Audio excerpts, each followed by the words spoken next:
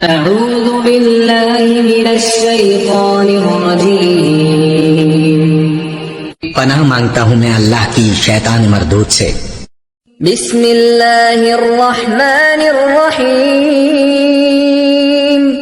شروع اللہ کا نام لے کر جو بڑا مہربان نہایت رحم والا ہے۔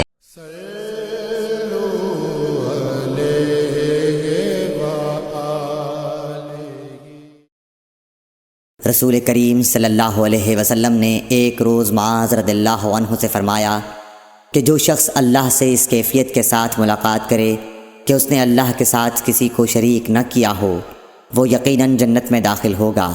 معاذ بولے، یا رسول اللہ، کیا میں اس بات کی لوگوں کو بشارت نہ سنا دوں؟ آپ صلی اللہ علیہ وسلم نے فرمایا، نہیں، مجھے خوف ہے کہ لوگ اس پر بھروسہ کر بیٹھیں گے۔ صحیح بخاری حدیث نمبر 129۔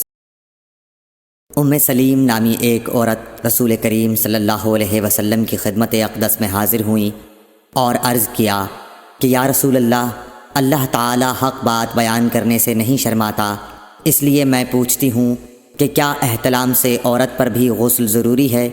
آپ صلی اللہ علیہ وسلم نے فرمایا کہ ہاں، جب عورت پانی دیکھ لے، یعنی کپڑے وغیرہ پر منی کا اثر معلوم ہو۔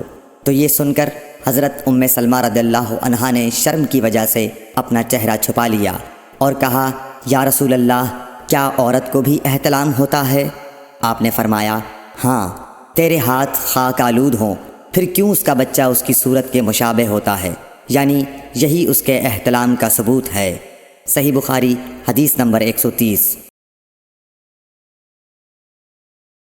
رسول اللہ صلی اللہ علیہ وسلم نے ایک مرتبہ فرمایا کہ درختوں میں سے ایک درخت ایسا ہے جس کے پتے کبھی نہیں جھڑتے، اور اس کی مثال مسلمان جیسی ہے، مجھے بتلاؤ وہ کیا درخت ہے؟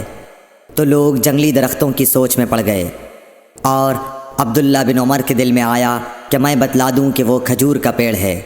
عبداللہ کہتے ہیں کہ پھر مجھے شرم آ گئی اور میں چپ ہی رہا۔ تب لوگوں نے عرض کیا، یا رسول اللہ، آپ ہی خود اس کے بارے میں بتلائیے۔ آپ نے فرمایا، وہ کھجور ہے۔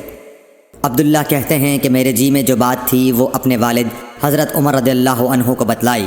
وہ کہنے لگے کہ اگر تو اس وقت کہہ دیتا تو میرے لیے ایسے قیمتی سرمایے سے زیادہ محبوب ہوتا۔ صحیح بخاری حدیث نمبر 131۔